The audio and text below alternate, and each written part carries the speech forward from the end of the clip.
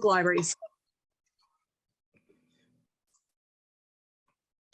Welcome everyone. This is Eileen from the Long Beach Public Library. Hope everybody's well today. We have a spectacular program in store for us, and it's on the Idle-Hour Mansion, which was originally at 265 Washington Boulevard in Long Beach.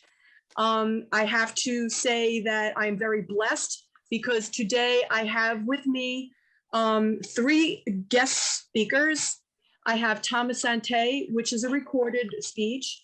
I have Mrs. Linda Gould, and I have Dr. Scott Podell. Now, without them, this would be another typical history program. But when you have people coming in and sharing their live memories of their time in Long Beach and as being part of the actual structure that we're going to be talking about, that it just adds to the flavor. And I welcome Mr. Santay, of course, couldn't be on live today because he's actually riding overseas right now with his wife. They're going on a beautiful trip.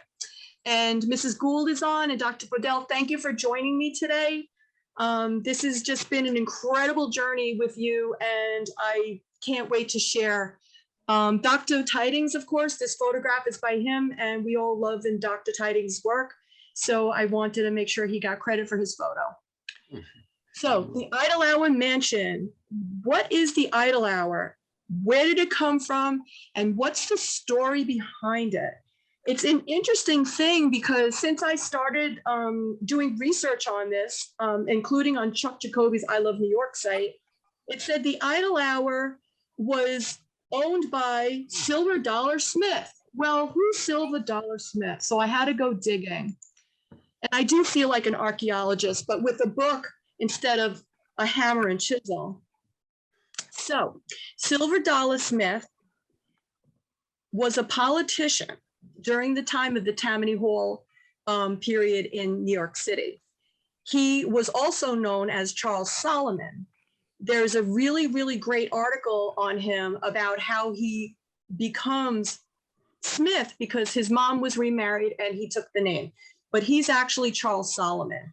Now, trying to look up anybody with the name Solomon in Manhattan in the 1800s and Smith in any time is a hard name to trace. So Silver Dollar Smith had his hotel and bar, his business, at 64 Essex Street in New York City. He was an assemblyman. He had ran the saloon, and it was right across the Market Street Court. So it was very strategically planned, being that he was in the assembly. So he used his bar or his saloon and he was just a very colorful guy. He used all his know-how and his political strengths and then his shady strengths because one of his enforcers, of course, Munt Eastman and Arnold Rothstein, we all know these names, were part of his entourage on the darker side. And then, of course, in his saloon, which was very famous, they call it the Silver Dollar Saloon and Hotel, is because he actually had silver dollars into the floor of the saloon. And this is actually a sketch from a photograph sketch from one of the newspapers in the city. Now, it's a really great tool to have access to newspapers because newspapers can give you a lot of information. So that's why teaching research is so important. Now, I got a lot of the information about his people that he dealt with from a book called The Rise and Fall of the Jewish Gangster in America by Albert Fried, 1994. This is a beautiful postcard. This is owned by right now it's owned by the Brooklyn Public Library. It's in their Brooklyn Public Collection. This is an established photograph on a postcard. Brooklyn Public Library owns this by Julius Wilcox, 1892, is the photographer. This is a great shot. So one was a sketch from the newspaper and this is an actual photograph. The stories that have been handed down through time about Charles Silver Dollar Smith, that in 1899, This ornate structure, which we know as the Idle Hour, was at 815 Riverside Drive in New York City. It's also had been told that his widow had this house dismantled from Riverside Drive in Manhattan and brought to Long Beach on a barge and reconstructed over 2 years. Now, my theory is that never happened. Now, let's see how I prove it. In order for me to find out anything about Smith, I had to find out who Smith was and try to trace Smith in New York in 1890. Well, it's the same as today. Smith is a very difficult name to trace. So, but I got very, very lucky because there was an article in the New York Times in December of 1892. Now she is Mrs. Dreyfus. Well, who is this? Silver Dollar Smith's oldest daughter takes a husband. Now we have a name that's not Smith. And we're going to try to tie in Smith to this Tilly Dreyfus. Now, Isidore Dreyfus was a court reporter. Guess where? Across the street from the saloon, he worked in the Essex courthouse. Very interesting. Very, very close and very close knit. Now we go to Tilly Dreyfus. It says 26-year-old daughter. On the 1900 census, now Silver Dollar Smith has already passed away. So we have an Annie Smith, head of household. She is a widow and a hotel keeper.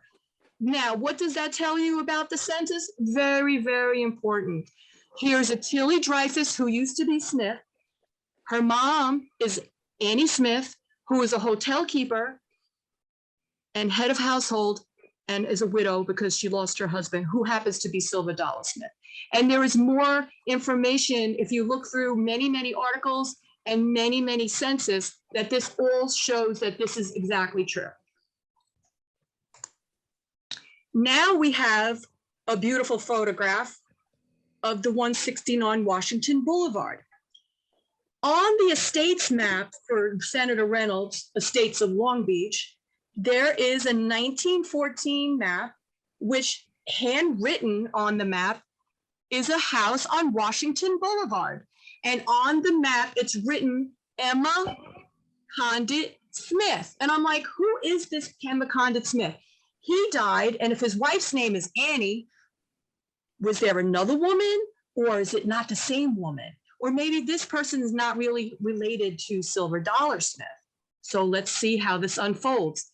But this name here, I researched Emma Condit Smith, and you're going to be so amazed about what I found. The family tree starts with a Mrs. Sally, spelled with an I-E and a Y, has a huge name, Danforth Barnes Smith, living from 1865 to 1890. She marries a gentleman named George Condit Smith. In 1887, he passes away. But in the interim, they have 2 children, Louise Condit Smith, and she has another child called Sally Barnes Smith. And then you have an Emma Georgette Haslip Condit Smith, who passed away in 1918. She married George Condit Smith in 1892. So the plot thickens. Now, Emma Condit Smith marries this gentleman with 2 children. And guess what happens? He passes away after 2 years of their marriage. She is with 2 girls, and the lawyer who's taking care of the documents for the 2 children and their affairs in their estate is fighting in court with her, saying that you have no entitlement. But I'm married to him. So what she does, she's a very smart woman. What she does is she petitions the court for guardianship of George Condit Smith's children.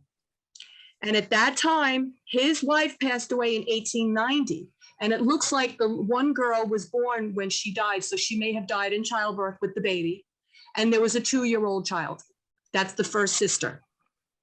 You read that she is trying to petition the court for the care and custody, basically, and guardianship of their estate, which she left her husband half of the estate, which would have been George Condit Smith, and her children. She left between them $270,000 back in 1896. So each child would get half of that, and the gentleman got 50%. Now he passes away. Then these two children are getting an inheritance from their mom for over $270,000. So they're a very wealthy family at this time. And Miss Emma Condit Smith, she wins in court, and she becomes the guardian of these two girls. As you can see, his first wife's gravestone, she dies at 25 years old, and her name is on there, Sally L.D. Barnes, wife of George Condit Smith. And then the bottom stone is George Condit Smith, that he passed away. And then you see Emma Condit Smith, who passed away in 1918, and one of the daughters passes away in 1919. She is buried there with the two people. They're buried with the father and the stepmom. So documentation is so important.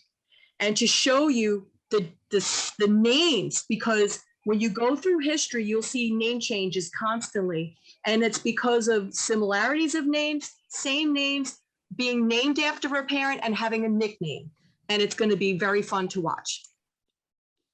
Now, 815 Riverside Drive in Manhattan at 158th Street. This structure is there now. This is from Google Maps. It is a 3-story building that's brick with an added addition at the top.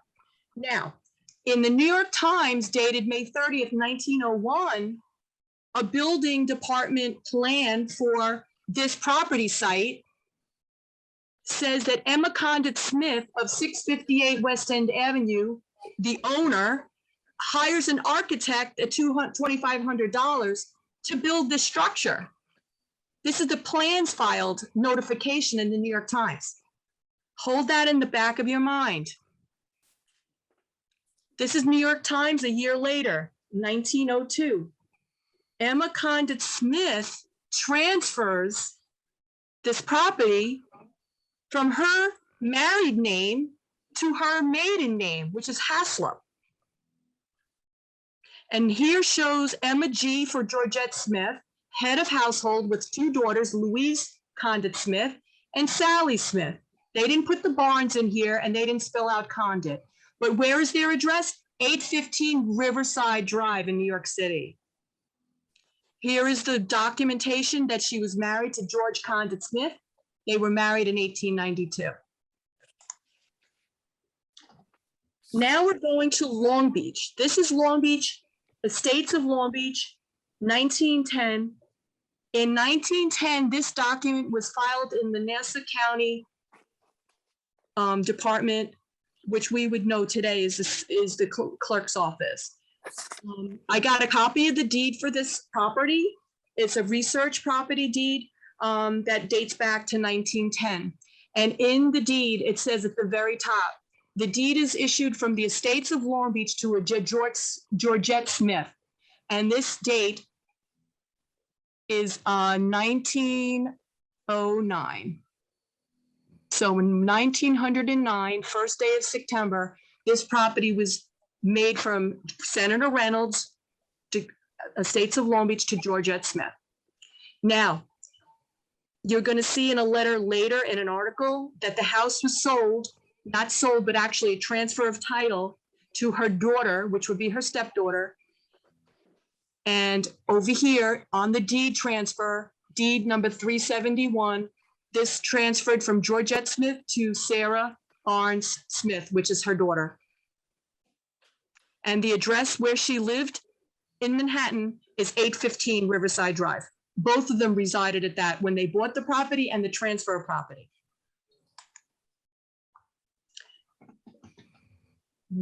Documentation, so important.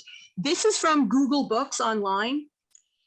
It is telling you that on Emma C. Smith at 815 Riverside Drive, owning the property on the western side of Long Beach, basically on the estates of Long Beach, was having sewerage dumped near her property. And she basically is in court with Reynolds about it. And this is dated 1911, December 31st.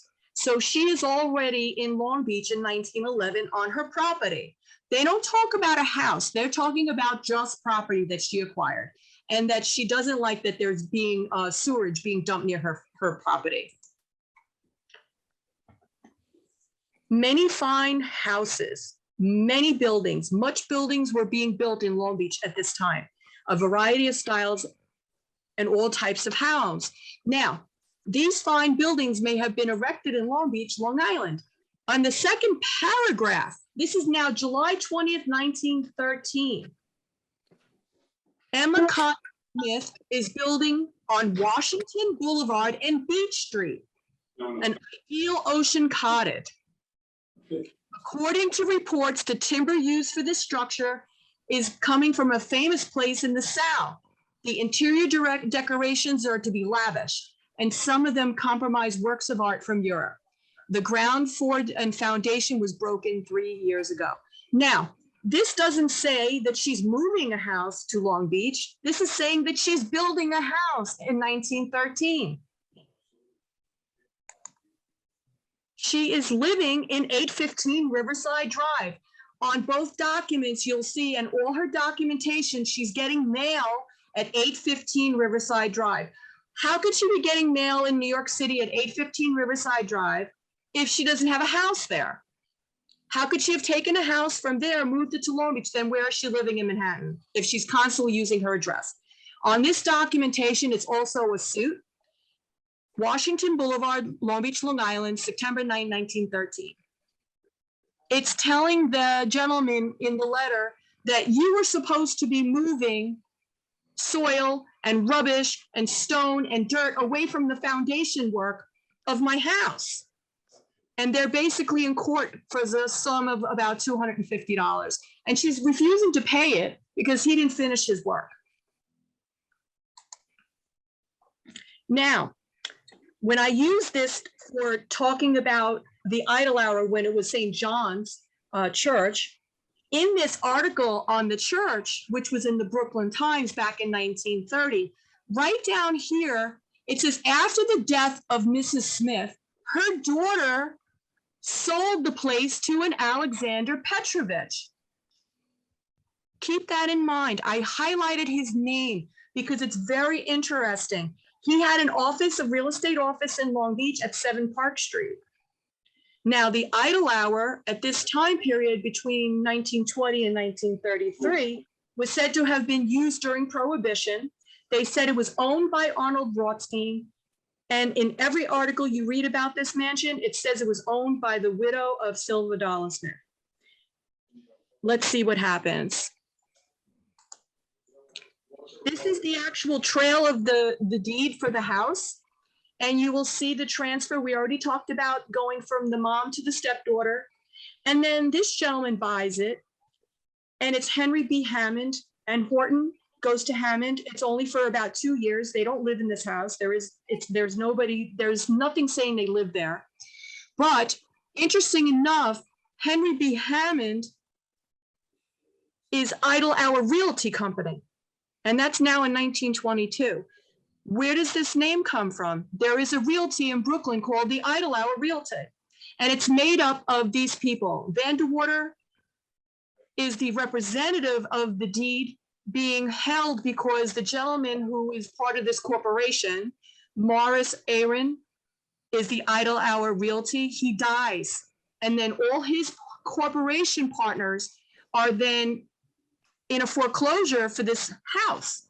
So this court was foreclosed in July of 22. One of the members of that corporation, which is the Idle Hour Realty, is Alexander Petrovich. And that's who the name is that the daughter has supposedly sold this to.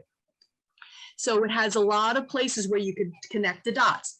Now, we all know the story that then in 1929, that the St. John's Lutheran Church acquires the house and becomes a church. Then we see the refereed documents about Charles Ackerman, and then Bernard Sharp, and of course the Pride of Judea. So it is exactly the way it's said, except for the beginning parts. Here's a New York Times in 30 about St. John's by the Sea. Of course, the church was there. They bought it in 29. They were there from 30 to about 33. This is the part of the story that I didn't know. And when I did the program on St. John's, we all heard about this part. But the part you're going to learn now is a part that you don't know.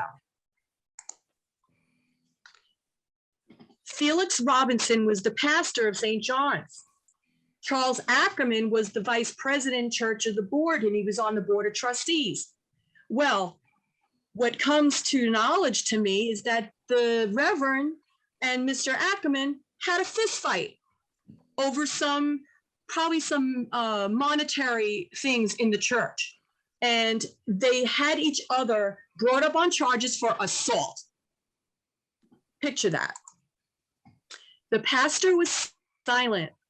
He did not want to disclose. He said, I'm not at liberty to discuss this matter. Now, this thing is now 1933 in February, and they had this fist fight, and this is what was going on in the church at the time. Everything was upside down.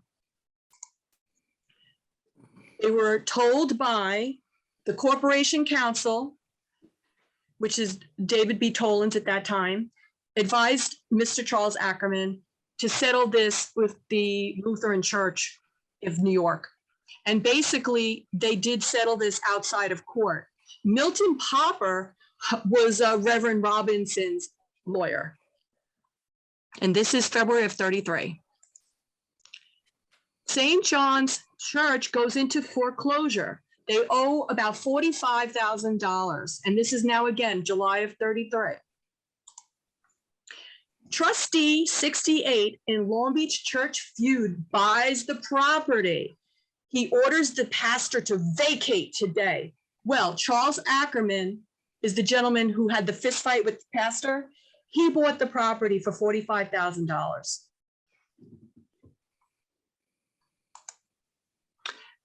Thomas Santay and Ackerman family, he couldn't be here today to speak, but I have him recorded.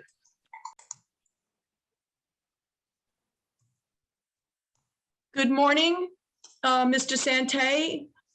This is part of the presentation about the Idle Hour Mansion, which existed way, way back in, they said about 1908, and taken down probably like 1970. It's at 165 Washington Boulevard.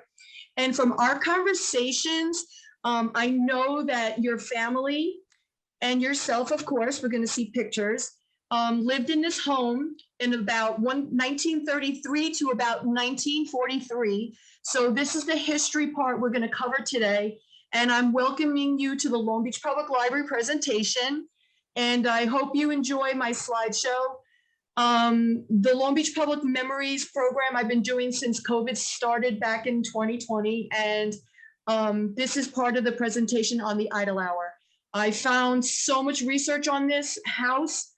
Just sad that it was taken down. So this part of the presentation, Mr. Santay, you're going to have the floor and you're going to be able to speak. I welcome you from the library and I thank you for joining me today. Well, good morning to everybody. As you probably know, most of you that are watching this are Long Beachites, which there are many. I have friends that on every Tuesday night, we've been friends for 65 years. We all went to Long Beach High School together, and we still have fond memories of Long Beach, although we all live in other parts of the country right now. I did not know that I was born in Idle Hour until about 3 years ago. I was taking care of my mother's brother, Stanley, who was one of the 3 original children of my grandfather. He ended up having 8 children, 7 or 8 children, I'll figure it out in a minute. And the first 3 were my mother, the oldest. She lived in Idle Hour all during her high school years. And back then, the high school in Long Beach was where the Central School is, which is now condominiums. That's right. But that was the high school that my mother went to, because the Lindell Boulevard School was not started until 1935. Right. And my mother graduated from Long Beach in 1936. Wow. Her So that's brother the old graduated building. the next year, Right. and he went away to college. And then her sister was 2 years later. She was born in 1920. My mother was born in 1918. Her brother Stanley was born in 1919, and then Virginia was born in 1921. Wow. All three of them lived to be beyond 95 years of age. All three of them. That's beautiful. Virginia just died 2 years ago.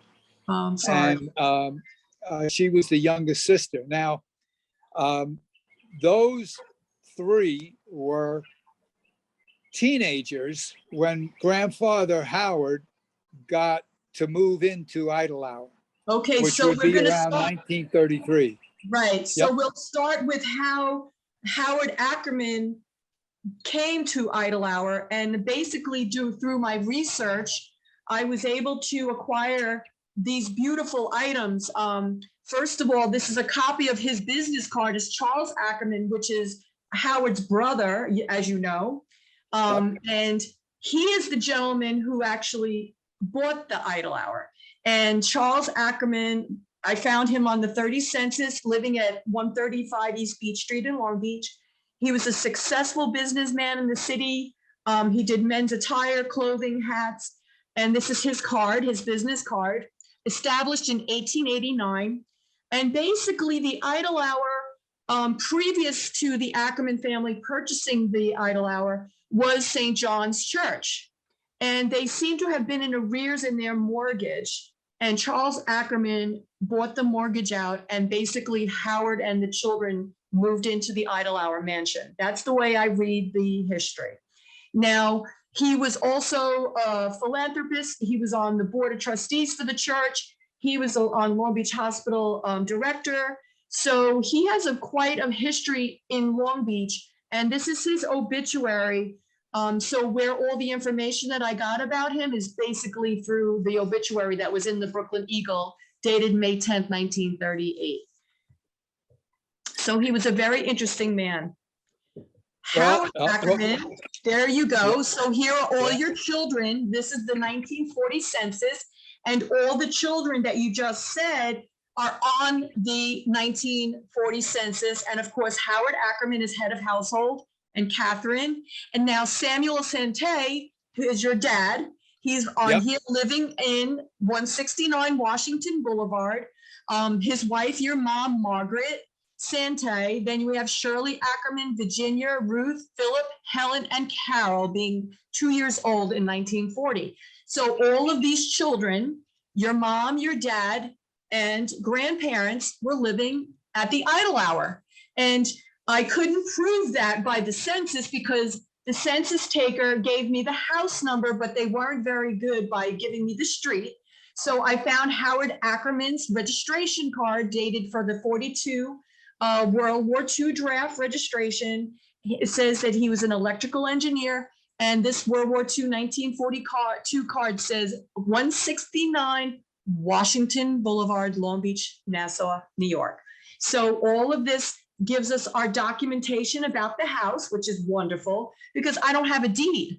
So without a deed, how do we prove it? Here we go. It's not just oral history. This is proof of your family living in this home for this decade, which is beautiful. Now, there were not many pictures of the Idle Hour. I just acquired these yesterday from the Long Beach Historical Society. Joanna Belli was very kind to go into the archive and was able to scan several pictures for me so that it can be part of the presentation for your presentation today. So this is Howard Ackerman, of course, in the garden on the left. And we have Howard, you know all your family, Stan, Marge, and Sam Santay, your dad. This is dated 1938. What do you have to say? Isn't that beautiful? That's the year they were married. Is that gorgeous? That is beautiful. Yeah. So there aren't any that I could tell surviving photographs, even online, except for maybe two. There's one from Brooklyn Public Library, and there's one from Dr. Tidings, and that's all I could have found. Thank you to the Historical Society. This is amazing. Well, you found pictures that I have never seen before. Somebody They in were your not in my family- mother's album. Yeah, someone in your family donated them. Yeah, somebody. Well, Carol and Helen are both still alive. Carol lives in Buffalo, and Helen is in Abilene, Texas,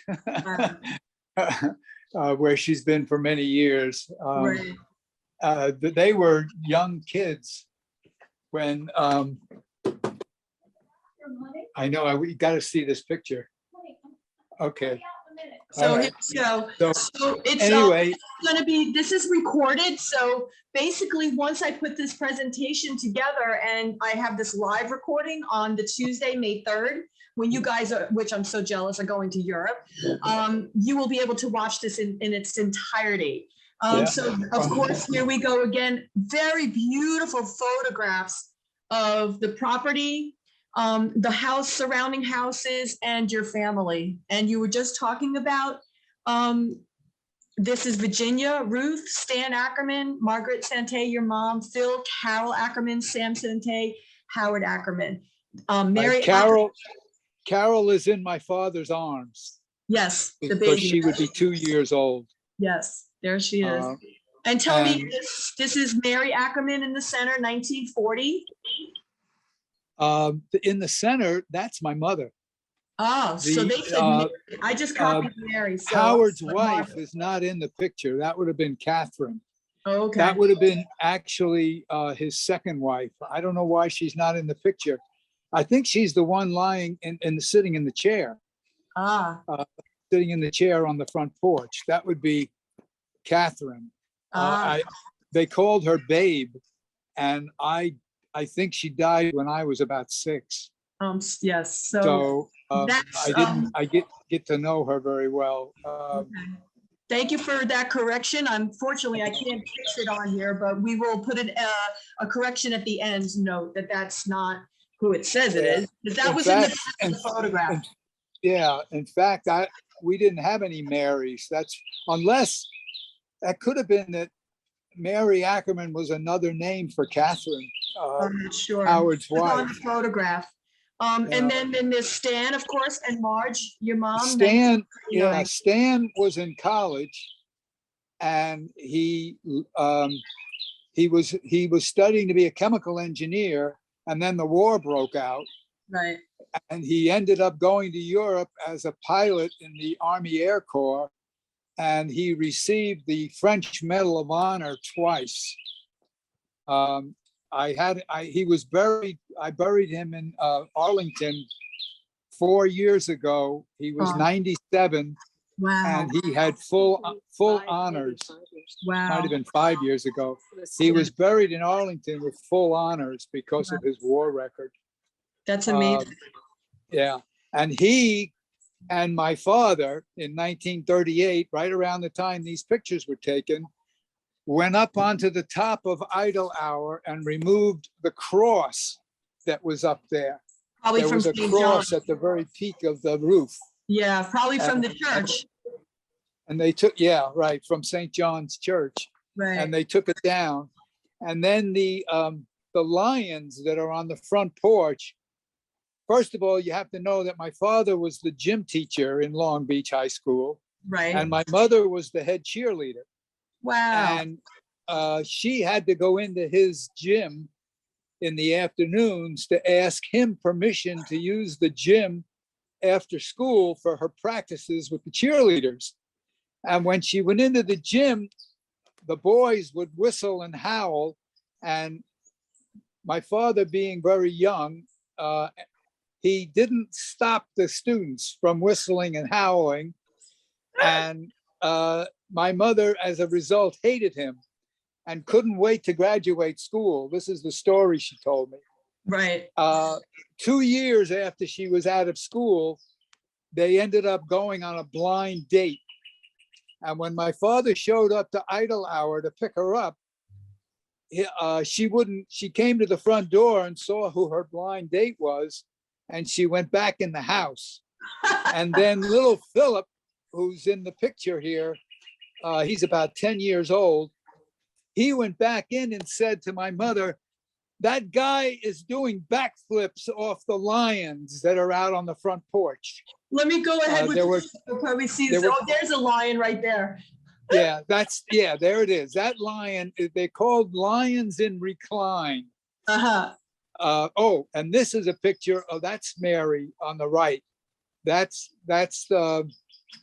was the second wife of Howard. And Okay. then Stanley in the middle in his uniform. That's Ginny and probably Helen. The little girl is Helen. Let's see.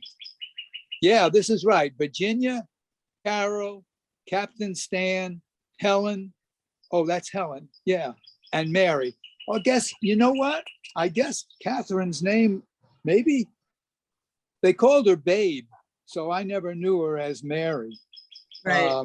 But But you that's see- probably what her name was. And Right, maybe but you see- Catherine was his first wife. Uh-huh. Catherine might have been my mother's mother. Right, exactly. And then And so, but Catherine there's- was there's a Howard's great- first one. it's not a great shot, but you could see the lions where your father was jumping Yeah. off. Well, this picture I have seen before. That picture I recognize. I've seen that picture. Yes, Stan was home on leave and he flew into Mitchell Field, which became the big shopping center in Long Island Yes. I after the remember. war. But it Yes. used to be a big army base back in the day during the war. So my father, those reclining lions, my father did backflips off of them. And it made my mother come to the door to see him. And so they went out on that first date, and that was history. Well, that was good, though. It was good history. And here's Yep. another, these are beautiful. Okay, shots. that's all right. That's all me. Yep. I know. Baby, honey, come here. Look at this. These are baby pictures of me. Okay. Look, these three. But This- you're sitting inside the lions. Isn't that beautiful? Inside the Yeah. pillar? Yeah, that was in the gazebo in the yard. The one on the left was the gazebo, which I know about the gazebo because when I was a kid growing up, we lived 520 Westchester Street, Right. which meant I only had to walk down Washington Boulevard to get to the beach. And I would have to walk past this house all the time. Now, I didn't know till I was about 10 years old that I was born there. As a matter of fact, the story always was that I was born in Rockville Center at South Side or South Nassau Hospital. But just before my Uncle Stan died 5 or 6 years ago, he told me that he was in the house during the summer of July of 1940. My birthday is the 9th. And that I was actually born in the house. And then my father put my mother and I in the car and drove over to Rockville Center Wow. to finish the birth. You know, I Oh, guess wow. whatever had to be done, cutting the umbilical cord and all that kind of stuff. Aw, you're a cute And baby. then the funny story is that my mother, there's a picture someplace here of me in a baby carriage, Coming and up. my mother would walk from the house to the beach and go up on the boardwalk. And she met another woman on the boardwalk right the very first time she went, who was pushing her young son around. And that was Sally Moriarty, who was the wife of Pete Moriarty. And they were a family in Long Beach that went back many, many years. There you are. Yep, that would be it. And her son, Sally's son, Peter, and I were best of friends until high school. And the Moriartys then moved out of Long Beach. They moved to South Huntington. But to this day, I still talk to Peter once a year. We're still, because of our mother, Sally and my mother, they were kind of like Lucy and Ethel, the two of them. If you need to know what they were like, but That's funny. But yeah, you that's see, me. there you are. That's a picture I've seen. That's a this great is- shot. It's a great Yeah, shot. what happened, my mother had a couple of these pictures in her album. And when I was 12, I told some of my friends that I was born in that house, and they didn't believe me. So I took them into our house, 520 West Chester Street, and showed them the pictures in the album. And they were this picture and a picture by the gazebo and the picture of the dog in the fountain. Those were in my mother's album. And so the guys believed me. That was Bruce Bogan and Mike Duncan.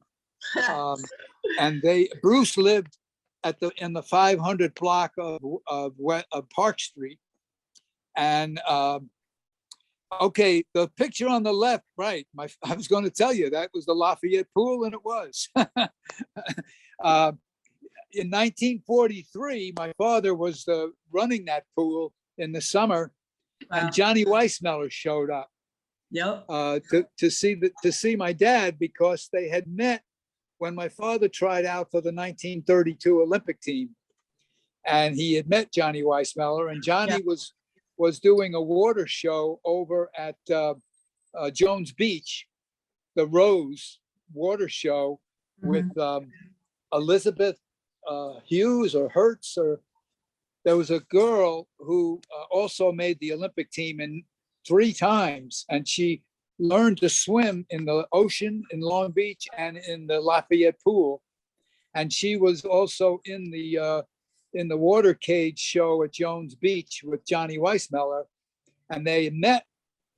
One of the stories is in the 1936 Olympics, going over to Germany on the boat, she got caught drinking and they kicked her off the team. Yeah, it's famous. And then because she was Jewish, she had to have 2 guards with her the entire time that she was in Germany till the rest of the Olympic team came back home. And then she was in the 1940 Olympics and did very well. But when Johnny Weissmuller came to this pool, I was 3 years old, and I would spend the day with my father. And at the end of the day, my father closed the pool, and he wanted Johnny to see me swim. And I had water wings, and I wouldn't go in the water in the deep end, but he told Johnny to push me in.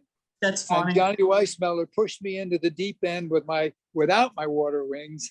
And I still, to this day, I'm 81 now, I can still see the black in front of my face as I went down in the bottom of the pool. Wow. And then I came up, and when I came up, my father was 2 inches away from me. And I started doing my little dog paddle, and my father would go backwards. But that's all I remember. I don't ever actually remember. I don't have any vision of Johnny Weissmuller. No, my father just told me about it. Yeah, but ago.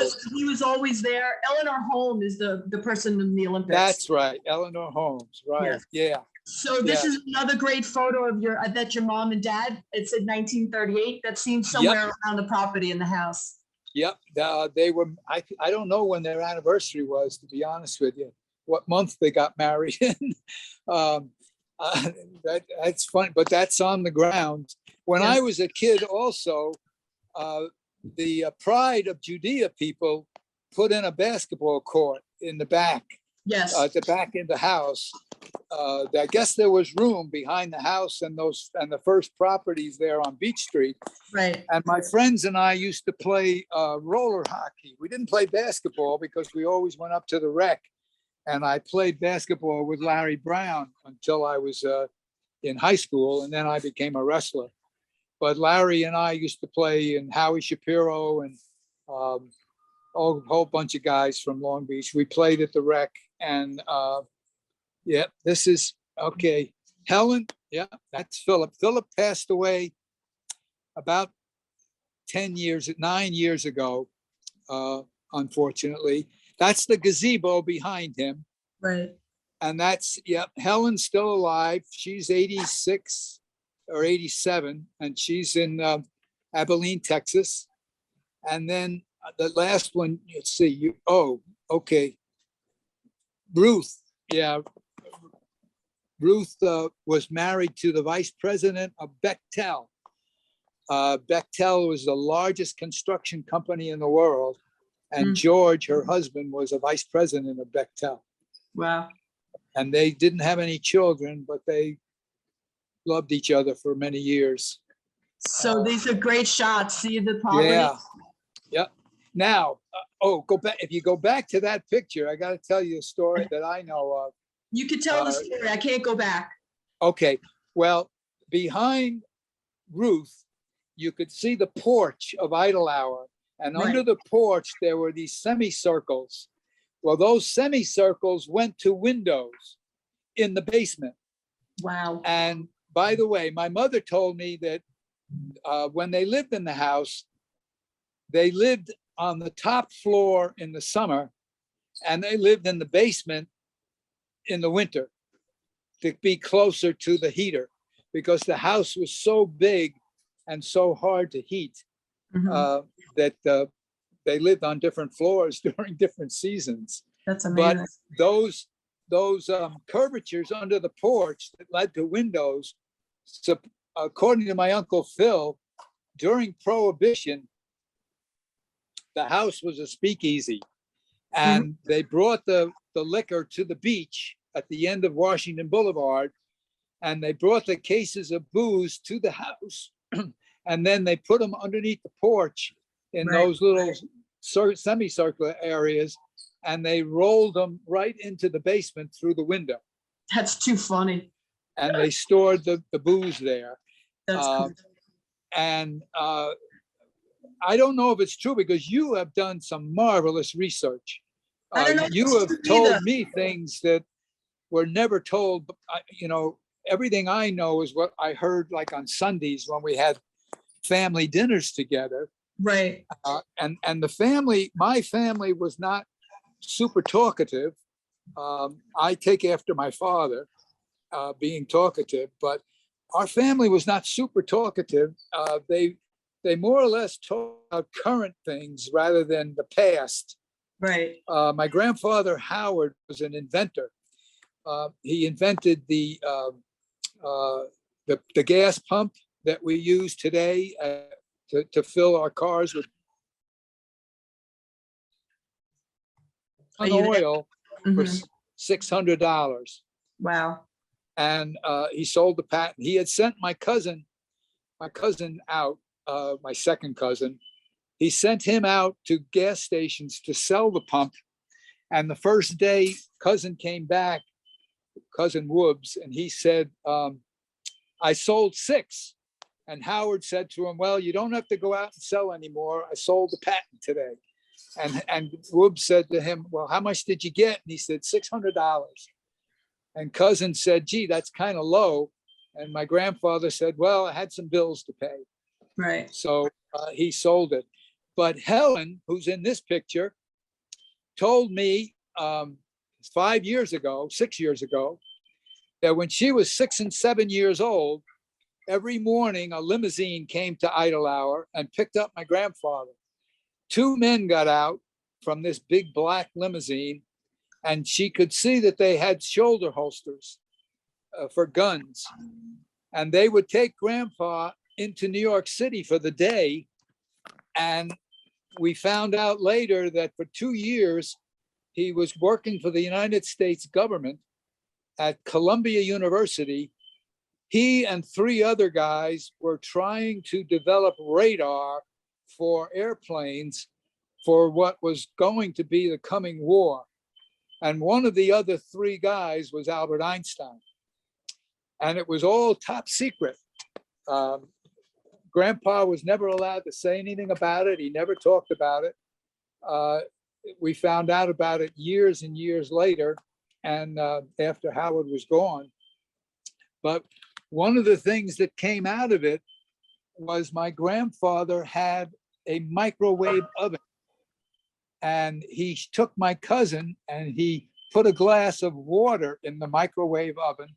And he said, the story I got was, he said, watch this, kid. Because that's what he called all of his grandchildren and such, kid. He said, watch this, kid. And he boiled the water inside the microwave oven.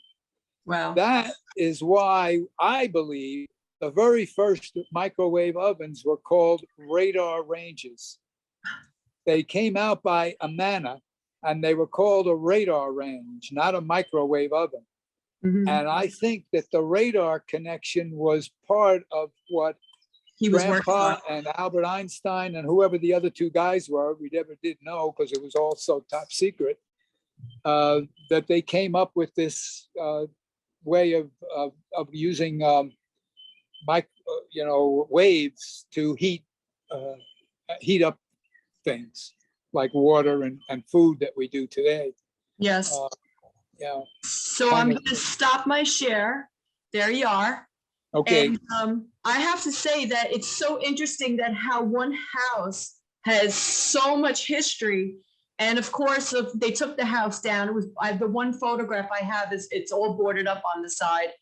But so many people that I've come across, they've come into the library and we start chit-chatting about the house. Oh, I used to go in there when I was a kid. So I said, well, I think you're not alone, because I've heard this story from many young people that were at that time young, that they were on the property. They used to play there. The house was already boarded up, and at some point they took it down, they demolished it. But oh yeah, I used to be one of those. I used to break into that house, and I'm like, they're telling me all their bad stories. But it was great. Actually, the window on the 4th floor, they had the Pride of Judea had to put in a fire escape, I think. I don't think it was in the house when we were there. Right. Well, when my mother and father were there. But Right. they put it in, this fire escape, and it was easy to climb over the first couple of rows of barbed wire. And when you got up to the top, there was a little porch, and a window and a little door. The Right. porch was maybe 10 feet by 10 feet, but the door was always open. Right. That's what they said. I went in You it used to go in myself there. once. Yeah. Bruce Bogan and I went in it. We didn't do any damage, of course. We just wanted to see what it looked like. And I remember the staircase was immense. Right. And there was also like an atrium. The 2nd floor had an opening that went down to the 1st floor. Right. And there was a railing that went all the way around. And my Uncle Phil and Aunt Helen said that they used to slide down the banister of the staircase every morning when they came down for breakfast, because the darn banister was solid mahogany, Wow. as I remember, and it was a good 8 or 10 inches wide. It wasn't just a Right. little narrow thing. It was a big, wide thing that was like sitting on the back of a horse and then sliding down. And there was no thing at the bottom. You could slide right off of it onto the floor. Wow. And then to the right of that staircase was the chapel. And the walls of the chapel were lined with red velvet curtains from floor to ceiling. And I think, I don't know, maybe 40 or 60 people could sit there to have a service. Right. And then to the left of the stairs was an office with big, tall bookcases and a desk in the middle of the room. And when I was there, I picked up the phone, and back then in Long Beach, we had operators, and I thought it would just get nothing, but the operator said, "Number, please." So wow. And it was in the middle of the winter, so I hung the phone up, and Bruce and I beat it out the front door and ran down to the boardwalk. See, so you're not alone. I just heard the story the other day that they said, well, we used to break into the Idle Hour all the time. And I'm like, it was boarded up, it was abandoned. And my next, my guest who's going to speak on Tuesday, Scott Podell, and I have Mrs. Gould, Linda Gould, I found. She's going to be speaking on the program. She was actually she was an orphan at the Pride of Judea. Wow, so that's great. So she'll tell you Dr. what it was like inside. Right. A So lot Dr. better than I Podell, can. Yeah, and Mrs. Gould is going to speak on Tuesday. I was born there and was there once. Right, when you were, right, but you don't remember too much after that because your parents moved to Chester, right? They moved to Chester. That's right. Yeah, first they were they were in a hotel down on Broadway, which is still there.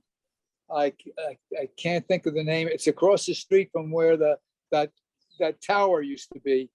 Oh, okay. The Broadway Apartments, probably.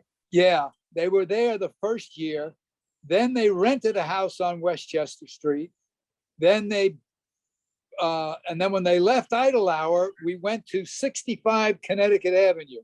Oh, in the West End. And we were there until 1943. I would say from 41 to 43, Right. maybe 44.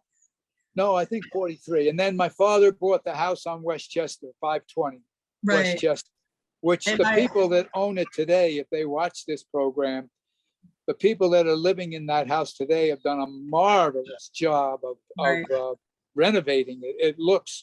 It's got a history department plaque on it, or Right. history thing, because it was built in 1935. Right. They have renovated the place and it really looks good. So I'm very happy with that. But it was very close to this house.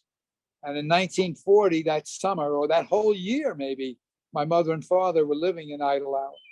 Right. And my mother was pregnant. Right. With you. So, yeah, right, with me. That's So it. She anyway. had 2 more boys after that. Oh, beautiful. So this has been a wonderful opportunity for you to share things about the house that no one's going to either remember or is still around to tell the story. So I find oral history so important, and I'm glad that I got those pictures from the Historical Society yesterday. I will send those off to you, and I can't thank you enough for joining me today, and to the library, and to help preserve our history. As you know, there's about 8 houses now built on that property. And so many people remember playing baseball there, basketball, and the house was already closed because Pride of Judea closed around between 54 and 56. It closed. And Wow. so Mrs. Gould will tell us about her times when she was there as a child. And Mr. Podell, of course, Dr. Podell is going to tell us the times of after the Pride of Judea was gone, how he and his friends used to play on the grounds. And I'm not going to tell his story. He's going to tell his story. Right. Well, I went to school with his brother, Jeff. Oh, okay. Jeff Podell was a very Right. good friend of mine.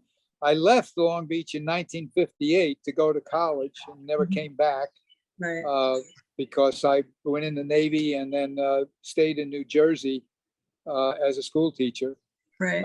But not a gym teacher. A lot Right. of people. Like your dad, your father was a gym teacher. My father was a gym teacher. I was a shop teacher. Yeah. Well, I spoke to Mr. Wiesenberg the other day, and we were chatting about this program. And he goes, "I know Mr. Santay." Right. I know. Yeah. My father wanted to hire Harvey Wiesenberg so badly to coach in Long Beach. Right. He and Tommy DeLuca were 2 fabulous athletes Right. that came from Long Beach, Right. and my father wanted to hire them. Wasn't And Mr. actually- DeLuca? Mr. DeLuca was a gym teacher too, I think. Yes, but Yeah. not in Long Beach Right. or maybe he came back. I forget. Tommy DeLuca it was. Right. His father was the garbage company, and I played with his brother Mike when I was growing up. But Harvey and Tommy, my father wanted to hire. And what's actually funny is when my father asked me in high school what I wanted to be, I said, I want to be a gym teacher. He said, no, you can't be a gym teacher. There aren't any jobs. He said, I can't hire Harvey Wiesenberg and Tommy DeLuca. How am I ever going to hire you? They call it nepotism. So if you want to be a teacher, go be something else. Okay. And I became a shop teacher. And then what did my father do? He hired Steve Gould, who was Herb Gould's son. Herb Sold, right. And he hired Steve Gould as a gym teacher, and Steve became my brother's coach in football. And 3 weeks ago, I had a 2-hour conversation with George Gould, who's Steve's older brother, because we lost Steve a couple of years ago to a terrible neurological thing he had for years. But Steve and I were friends from kindergarten. We went to kindergarten at West School together. Wow. And we were friends all the way up until his last week. I spoke to him a week before he passed away.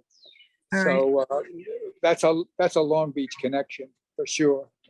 So thank you for being a Long Beachite, like I say it. I'm a Long Beachite too. And and we're going to put this on our program, and I will send you the link once it's recorded, so then you can send it out to everybody for them to watch it. You have done a marvelous job of research. I have to congratulate you. You have a great day, and I'll Yeah. see you soon. Take Okay. care. Bye, All Mr. right. Santay. Bye-bye. Mr. Ackerman, son, Mr. Santay. This is like amazing. I just have to go back in to share again. And we got to catch up. From floor to ceiling, and I don't know. Sorry about that, guys. Doesn't want to do what I want.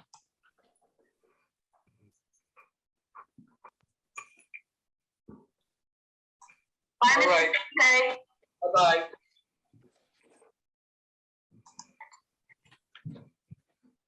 Not doing what I want. There it goes. Okay. Now we're up to 1943. The mansion is sold to Bernard Sharp, and it is donated to the Pride of Judea. This is in the newspaper, Brooklyn Eagle, 1943. Mrs. Gould, are you there? Yes, I am. I'm sorry, I had some problems. How are you today? I'm fine. I'm looking So we forward- get to chat with a very special person about the Pride of Judea. Tell us who you are, what about your time in Long Beach, and everything and anything you could remember that you want to share with us today for our program. Yes. Well, I've written it down because first I want to thank you for inviting me to speak about my memories of the Long Beach Pride of Judea Children's Home located in Long Beach. I don't recall anyone associated with the home ever referring to the Idle Hour Mansion. We just called it our summer home. Before I begin, I'd like to acknowledge that my presentation is based not only on my memories, but on a few other alumni that were in the home with me, either at the same time or longer. And this is, I was there from 1945 until 1951. But these alumni were happy to share their memories with me, and they included Dr. Stan Friedland, Renee Feinberg, Barbara Vine Rosenberg, Dolly Pearl Endevelt, H. Allen Benowitz, Dr. Irving Schiffman, Dr. Paul Hirsch, and Dr. Stephen Siegel. And one thing is certain, as many as 150 children couldn't wait for the school year to end each year so that we could all be bused to the Pride of Judea special, beautiful summer home in Long Beach, which afforded us many wonderful experiences and opportunities that we otherwise would probably have never had anywhere else.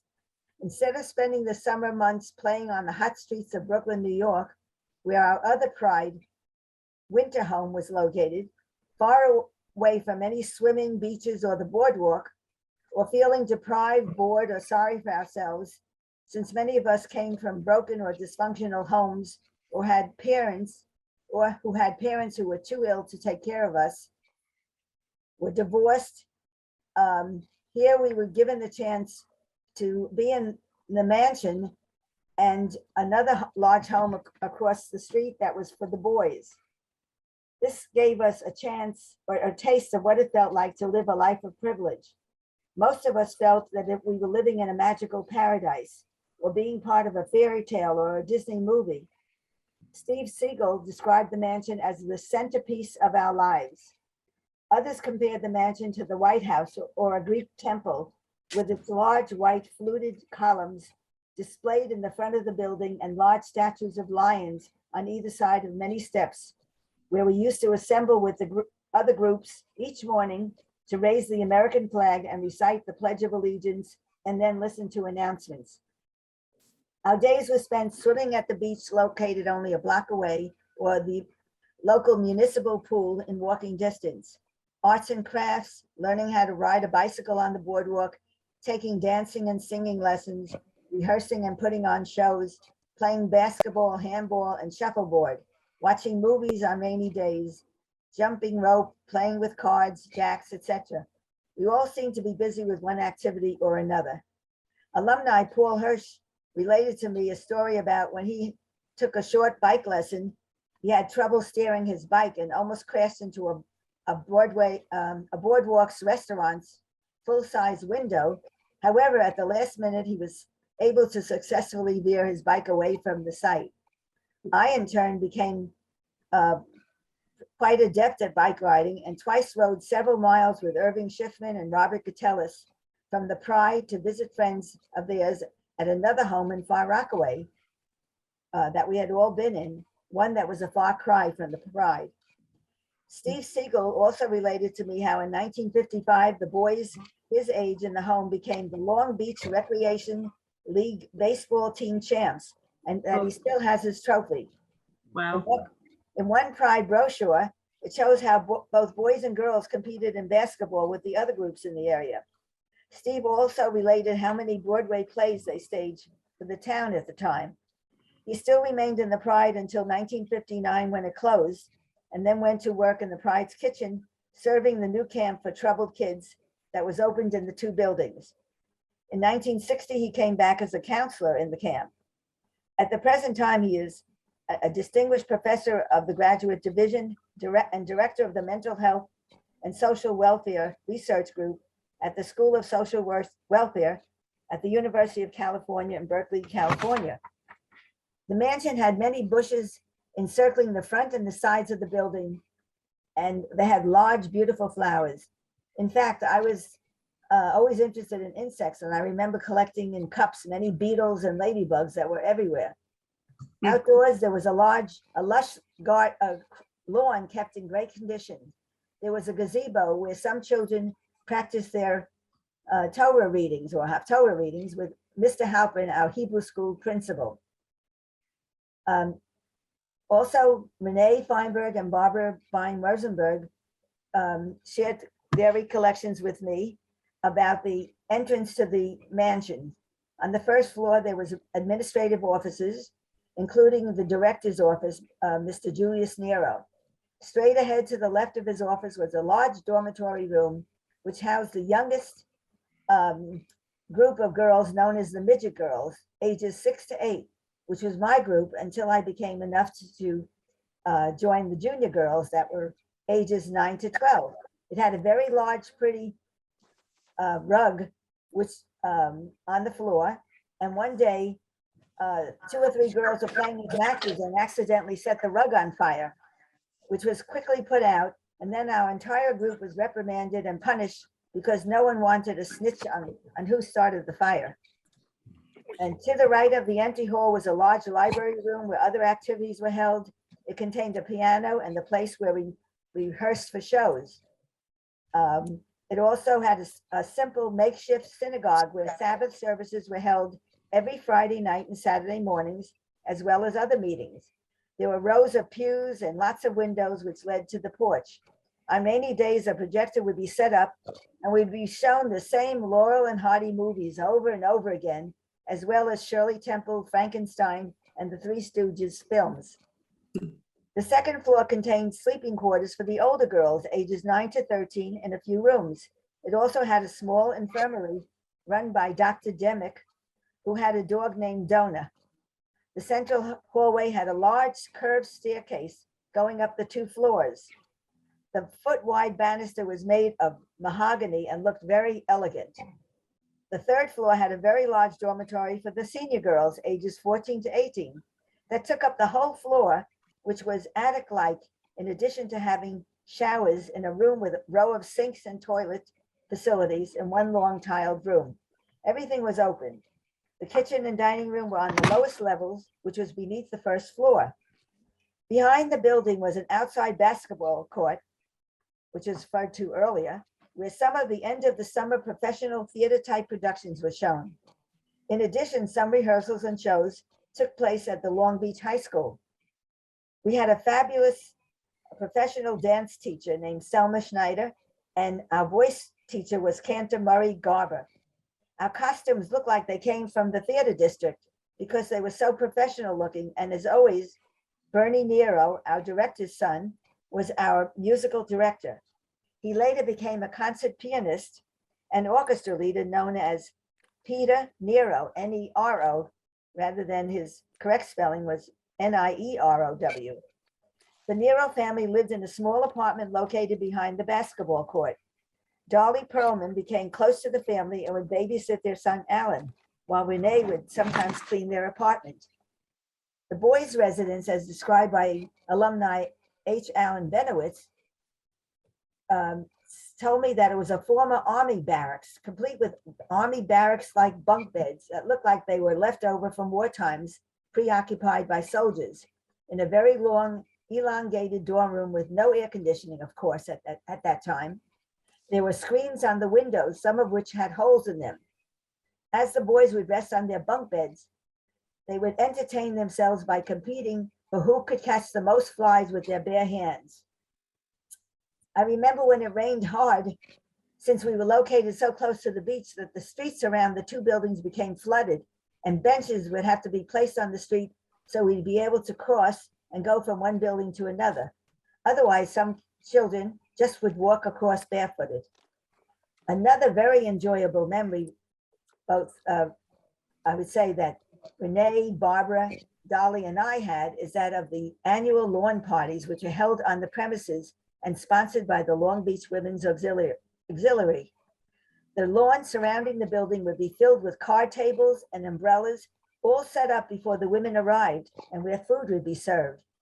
Those of us who were chosen for this service felt so grateful and honored and couldn't wait to count our earnings of $10 to $15 at the end of the day, which was a lot of money for us to have it all at once.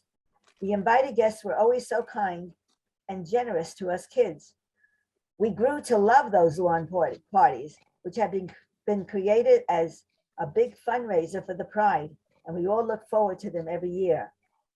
Barbara Bine related, and I saw this in articles, that there was an annual Orphanage Day in Long Beach where thousands of kids would come from 30 or 40 homes, orphanages, and this was a gift from the town of Long Beach.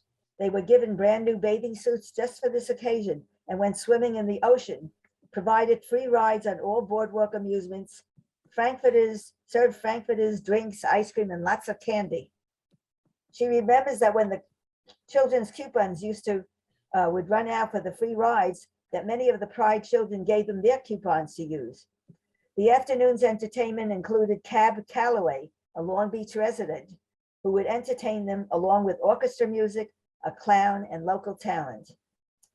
To this day, we adults who had the good fortune to have spent our summers at the Pride of Judea Children's Home in Long Beach, Long Island, all have such profound gratitude to the man who was responsible for bringing so much joy into our lives and have provided us with the means to experience such a wonderful life that otherwise never would have been known to exist for us.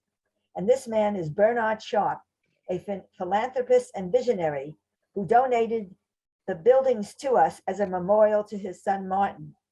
What a lovely, magnanimous man he was. In addition to the many other properties he owned, in Long Beach, he owned the Crest Hotel and the Crest Movie Theater, which allowed us kids to go to the movies on Saturdays afternoons for free. And then I just wanted to end with a word about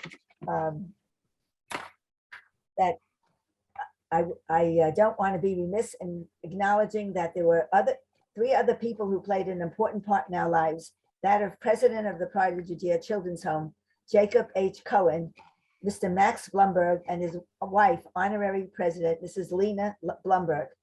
Their steadfast dedication of reaching out and helping hundreds of children and their families who desperately needed help was remarkable and should never be forgotten. And another word I could just mention is that a few years later, after I left the home in '51, I came back as a mother's helper for a family in Long Beach, the Sandra and Ira Shapiro, who had two sons, Robert age 6 and Michael age 3, and then another son after I left. And I earned $10 a week, but I loved that family and had a wonderful relationship with them, and I'm sorry that I lost contact with them. So that's the end of my presentation. I hope you enjoyed it. Thank you, Linda Gould. You are amazing. And Stan Freeland, did you remember him from the Pride, or did you meet him afterward? No, I remembered him, but he was in the older group.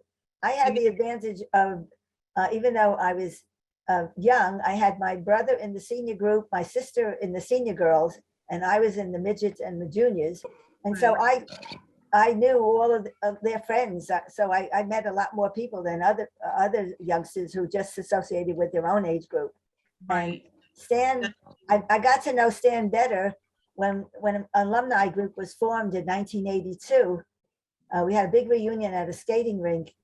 And so some of us reconnected, and then we formed an alumni group, and we met every year and had a picnic, and we had also at the Douglaston home, which took our name, Pride of Judea Mental Health Center. We would meet there and we talk about our experiences, and it was just wonderful. And Stan and his wife, Fran, were just wonderful to keep us going. And Paul, he had the newsletter that kept us abreast of everything, and as well as Dr. Paul Hirsch, too, who took over after that. So we've been staying together for a long time, and even though we're not getting together physically, we still keep in touch via emails. And I've just learned a lot from them. And but Stan Friedland really has a special place in my heart too. It's just was a Thank you. I just love all our alumni. Yes, I actually spoke to Stan Friedland recently because I had asked him if he'd like to speak on my program today, and he wasn't able to. But I told him that I would be using his book, of course, that he had written, co-authored with Phil Kraft, about their time at the Pride. Yes. And an orphan has many parents. I read the book, and I read his children's book, and I actually remembered, and actually Mrs. Kalixstein and I were chatting about it, that I was at his program at the library, and I met him at the library when he did his presentation on the Pride. So I've had my separate experience in my time when I'm a librarian at the library, and I was at a program getting to hear him speak. And I did read his book again. I read it again. I reviewed it. And I just want to read the quote at the end. Mr. Friedland says, "The Pride of Judea was an indispensable part of my life. It was a safe haven. One was needed desperately. It was my home, and I look now with warmth and gratitude." And basically, both he and Phil Kraft, and of course, Mr. Friedland's brother, spent years at the Pride. And actually, he got taken out of the Pride young because they had a cutoff date where he had to leave, and his brother had already left. So it was kind of, bittersweet because, you have this great place, and then all of a sudden it gets taken from you.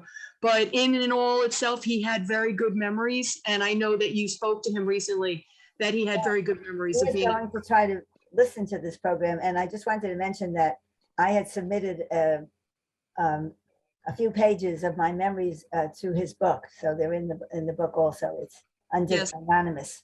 Thank you. So this is a cover picture of his book and some of his what he talked about in the book with Mr. Kraft. Yes, these are Orthodox Jewish home. Yes, these are from his book. I had to document that they're from his book because I didn't, but it'd be copyright aware. But the benefactor, Martin Sharp, yes, he lost his son very young. I think he was around 15 when he passed away. So this was definitely bought in his memory and donated. Yes. This is another photograph from the book, and it says each summer before breakfast, they would go out and salute the flag. I know, I'm in that picture somewhere, and my brother and sister too. And this is the one that you sent me. Yes, I'm right here in the middle. Your third child with the bushy hair. Yeah, right here. So I did is I cropped you out and put you over here. It's beautiful. Thank you for that. Right. And this is another picture that you had given me. Thank you so much, Mrs. Gould. This is beautiful. Thank you so much. Thank you. And this is another one courtesy of you. Thank you. Now, the seashore, this is right out of the newspapers. This is from the Eagle 46. It's telling us about how beautiful that the summers are spent from the children at the Pride of Judea. You mentioned Cab Calloway. Here's the article from July 2653, that he had a huge birthday. They celebrated all the July birthdays, and Mr. Calloway was actually the entertainment. This last photograph is from Forward Image Archive. It's a picture of 150 children from the Pride's home in Brooklyn coming to Long Beach. And it says Mrs. Max Bloomberg is the widow, founder of the home, with the youngsters coming off the bus. So this is beautiful. This is from the archive forward. Actually, her first name was Lena. We just found that out recently. Okay, so now we have our last guest speaker, but I had to put this up. So when you have time, you can go to Chuck Jacoby's I Love New York site, and I put the address on here, where's the link to Pride of Judea. And this letter is written to Chuck Jacoby's site by Dr. Scott Podell, who's with us today. And when you read the letter, you hear about the wonders of a young person growing up in Long Beach. And of course, the Pride of Judea, also the Idle Hour, has been a part of many, many lives. And Dr. Podell, you there? Yes, I'm here. How are you, sir? I'm great. Thank you for inviting me. Thank you for joining us. And I love your letter, especially the last part of it, that when you got to speak to and meet Mr. Friedland, and sharing with him, and over the years have kept in touch with him. And so, need I say any more? I would like you to speak about your times at Washington Boulevard, since I think you grew up not far from here, right? Right. So my connection to the Pride actually takes place after the Pride closed. I was born on the corner of Lindell Boulevard and Penn Street. All of the houses in our neighborhood had kids my age or maybe a little older. And the Pride was located on Washington Boulevard in between Penn Street and Beach. So think of like the eastern, maybe third of that block, surrounded by Penn, Beach, Washington, and Lindell. And the people here in this picture, Michael Borrett, Mitchell Held, Sheldon Friedman, we were the kids that played at the Pride, literally in the late 50s, early 60s. My oldest friend, Mike Eidingon, is not in this picture, but he's in the audience. We all still stayed friends, literally almost like 65 years.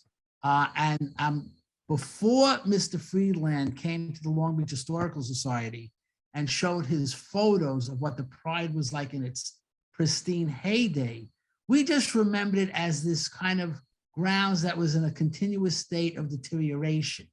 So what we remember was, and we talk about it, all the time, the mansion was still up. So the mansion would be right on Washington, closer to Beach. The gazebo would be right on Washington, closer to Penn. And then behind the mansion was the basketball court. Behind the gazebo was the handball court. So this picture, right. So this is 2 blocks, again, circumscribed by Lindell, Beach, Washington, and on the bottom would be Broadway. So I think there's a way to make so if you look at the block that is the top block, the top rectangle, if you look closely, you can see that the eastern part of the block, which is closer to Washington, there are 8 houses. Those 8 houses occupy the land that the Pride, all of the ground stood on. So I think there's a way to like make the things materialize what was in the place back then. Right. So right, there was a basketball court right there. So, and there was the mansion, and there was the gazebo, and there was a dorm. The dormitory was actually on the other side of Penn, right across, drop down a little bit on Penn Street. Okay. But anyway, but you get the idea. And that was, for us, going to the Pride was a daily event. It wasn't like something, it was every day. Most of us went to West School, some of us went to Central. We'd come home, get out of our school clothes, change to our play clothes, and just go to the Pride. And because it was on the same physical block that most of us lived on, even like pre-kindergarten, we could just walk down the street and play. And it was just, we didn't have a PL or boys club. We didn't need one. We didn't need any adult supervision. We just made our own games. And we learned how to develop all of our skills there, our social skills, our athletic skills. Right. It was just, again, similar to what Stan Friedland said, an indispensable part of our life for the wonder years, age 1 through 12 for us. The Pride, that was it. That's where we learned how to do everything. Right. I think there's some pictures coming up of what it looked like. So this is a picture, if you can picture it, is taken from the corner of Broadway and Washington. So now looking north, looking toward the bay, that red brick building, that is on the north west corner of Penn and Washington. And then you see the mansion, which would be more on like the northwest corner of Beach. And that red building, and my friends, we remember it a little different. That building, the way we remember it, had a flat top. And I think that was like an extra dormitory. But technically, that was also part of the Pride. Next slide, I think. Yep, coming up. And that was it. So this is after everything was torn down. So again, the view you're looking at, if you're standing on the corner of Penn and Washington, looking west, and that very large house on the right still exists. I think the Gillespie family, who's the lifeguard chief, I think his family lives there. But basically, everything to the right of Penn Street, that's where the mansion, gazebo, handball, and basketball was.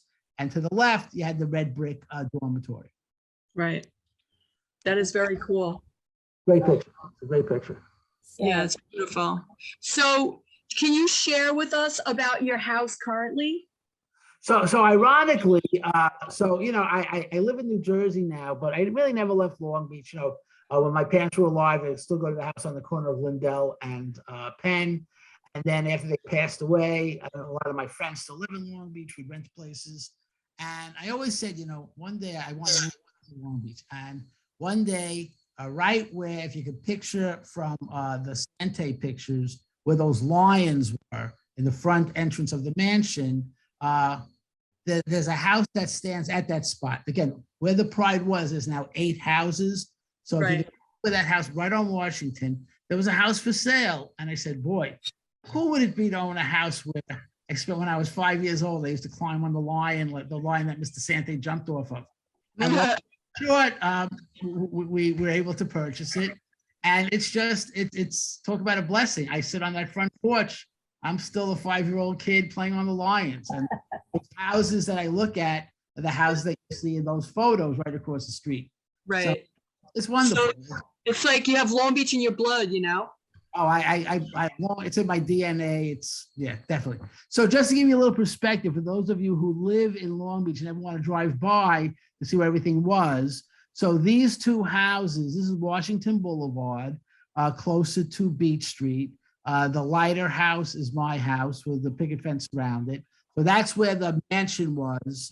And again, the lions would be right around where my front door is. Wow. That's so cool. Yeah, it's wonderful. And then this is looking on Beach. So if you're standing on the corner of Beach and Washington, looking west, there's 2. You can see the 8 houses that were built in place of the Pride. It's very obvious because they're much more modern than the other houses are all old. You can see. You can see the tiled roof here. This is an old house. Yeah, right. Yeah. So where those 2 newer houses are, right on Beach Street, that's where the basketball court was. That's where we played basketball. Right. And then that is, again, if you're standing on the corner of Penn and Washington looking west, those are the houses that occupy the place where the handball wall and court was. Wow. Handball, people learned how to play tennis there. It's crazy. And this was my favorite memory of the Pride. If you can, there were some pictures. It was very clear. There was a path. So this is the corner of Penn and Washington. So from that entrance on the corner, there was a path. It was an S-shaped curved path that went from the corner of Penn and Washington all the way around the buildings to Penn Street, to Beach Street. And that was like our official training path. It's where we all learned how to ride a 2-wheeler. It's where we all learned how to roller skate. I remember vividly to this moment, the first time I rode the whole path from Beach to Penn without stopping, without falling on my 2-wheeler. It was like I just ran the marathon. I felt so proud of myself. And, you know, when I walk home from the beach, that memory, it pops right into my head. There it is. Right. Those are the two houses on Washington, more on the Penn Street side, and that would have been where the gazebo was. Right. Mm, I misspelled that. Changes. And I did what you said, and I actually closed the presentation with this photograph. This is actually, your friend did a beautiful job. Thank him for me. Yeah, well, so he's in the audience. That's my friend Oh, Sheldon hi. Friedman. So Sheldon thank is a you so technical- much. Because from the video, we were able to take some of those photographs and use them. This is the ending photograph from the video. Dr. Podell, thank you so much. You know, it's interesting how we went from like 1909 all the way to into your time, which is all the way into the 60s, I'm assuming. And how you remember your youth and your life as the Pride being part of your life, even though you never lived there, but now you will, because you're going to live right where the Lions used to live. Yeah. And you know, Mr. Santay was like, you know, his memories are really cool. So like, you think about it, and he's not a young person, and you know, he's flying right now as we speak. He's going to Europe, and the video is here. As I said, if you don't want to stick around for it, you don't have to, but this is on YouTube. Dr. Podell, thank you for providing me for this information, because look, this is from 1955, before the Pride closed. I'm sorry that Mr. Friedland couldn't be with us today, but I know that he's here in spirit with us. I remember him, and I just want to say before I close with this that Mrs. Gould, thank you for your generosity and your time, and Dr. Podell and Santay.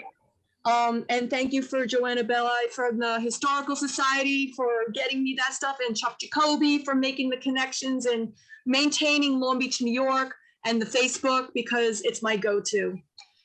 Okay, thank you for everything. This is like amazing. Thank you. Thank you very much too.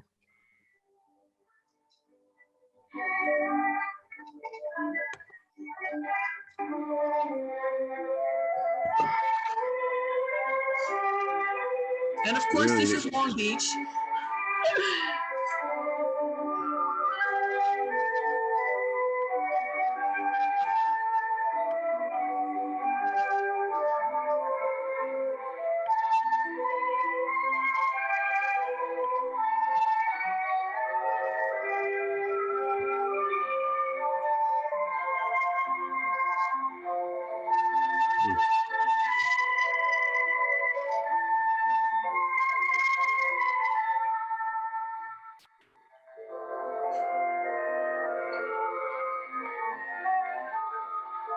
To be alone is to live in a gray world, a place where common everyday activities seem narrow and meaningless, at times even intolerable.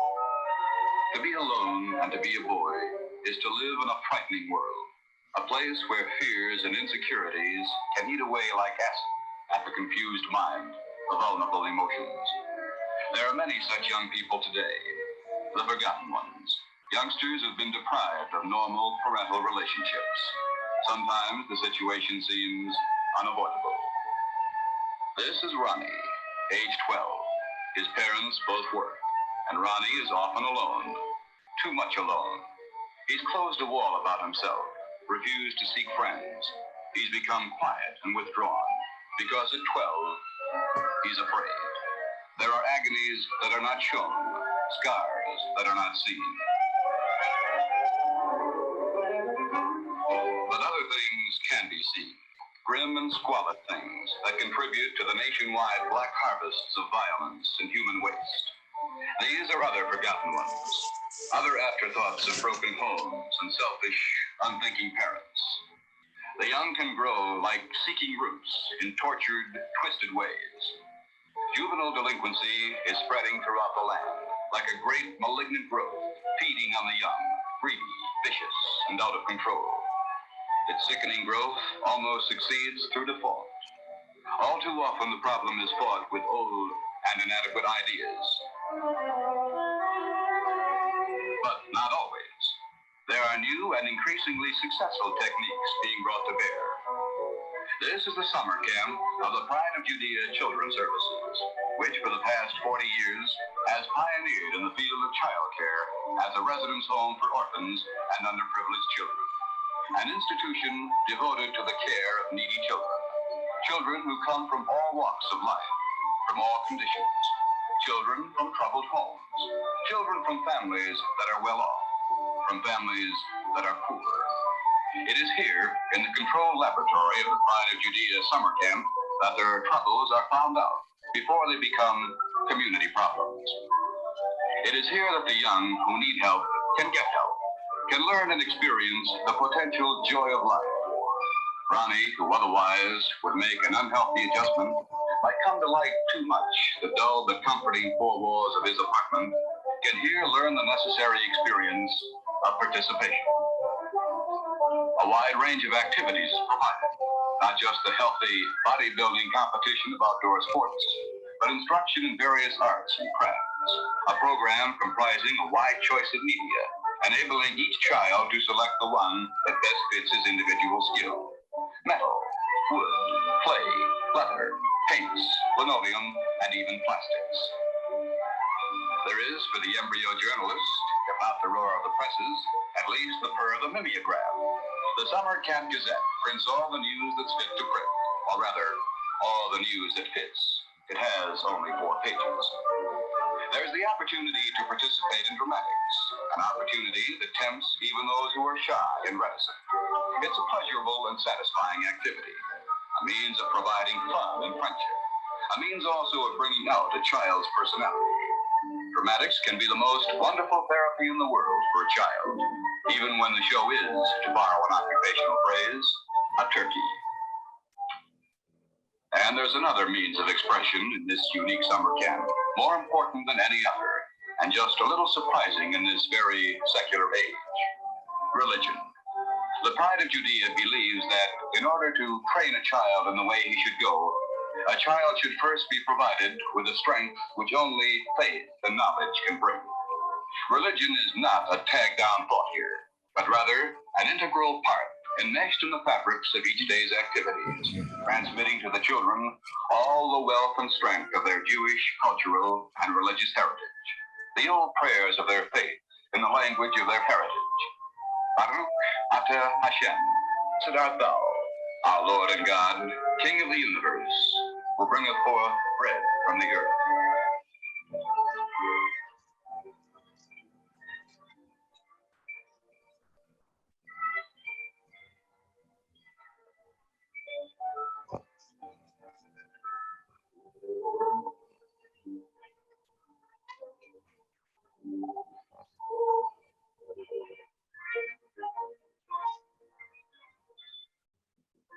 And so the forgotten ones, the children of broken homes, the underprivileged, the dependent, can here experience, for a few brief months, along with those who are more fortunate, the full life they are entitled to.